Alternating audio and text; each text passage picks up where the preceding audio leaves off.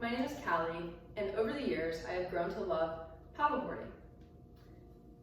Since my 13th birthday party 5 years ago, paddleboarding has become a hobby of mine that I participate in every single summer.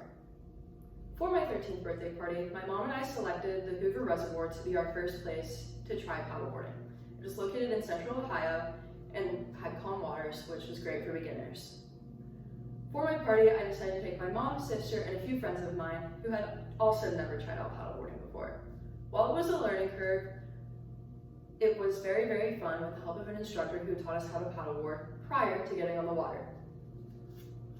Over the years in America, paddleboarding has become more and more popular across people of all ages, and from my personal experience, I have been able to introduce paddleboarding to friends and family of mine, and we are able to go paddleboarding every summer together and have lots of fun.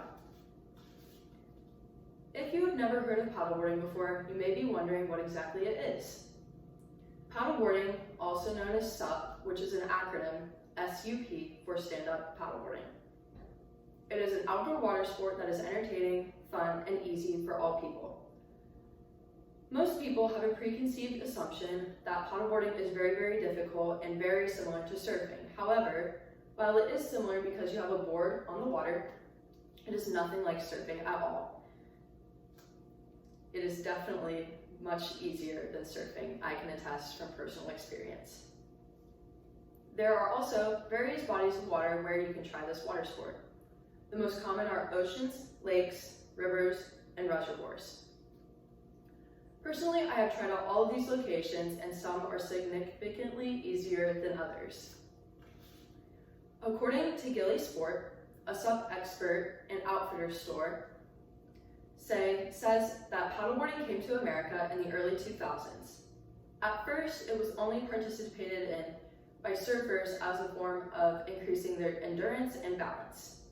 But by 2005, people all over America were trying out paddleboarding and were loving it, especially among the older population of adults. Today, I'm going to teach you how to paddleboard. It is a simple process and requires only a few materials. A board, as you can see, there are two types of boards, inflatable and wooden. I have inflatable because it is significantly easier to transport. You also will need a paddle, which is adjustable according to your height. And optionally, depending on the body of water you choose to go on, you would need a life jacket. Since obviously I am not in the water today, I will not be using that. To begin, you would place your board into a body of water, typically a shallow area so that it is easier for you to get on. You would get on by your knees with the paddleboard across your chest for balance.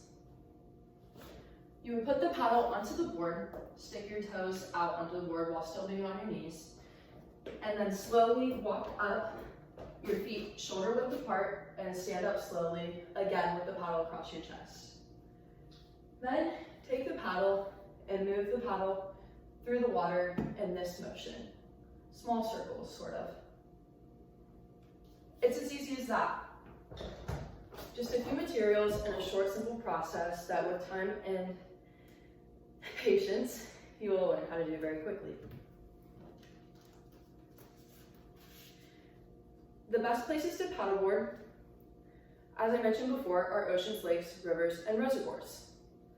From personal experience on the ocean, the waters are very choppy, so it makes it difficult to paddleboard. I tried this off an island of Florida, North Captiva, which was very difficult at first, and I mostly had to stay on my knees and paddle. I've also paddleboarded in a river in Kentucky, as well as the Hoover Reservoir, which were both significantly easier than ocean due to their calm waters.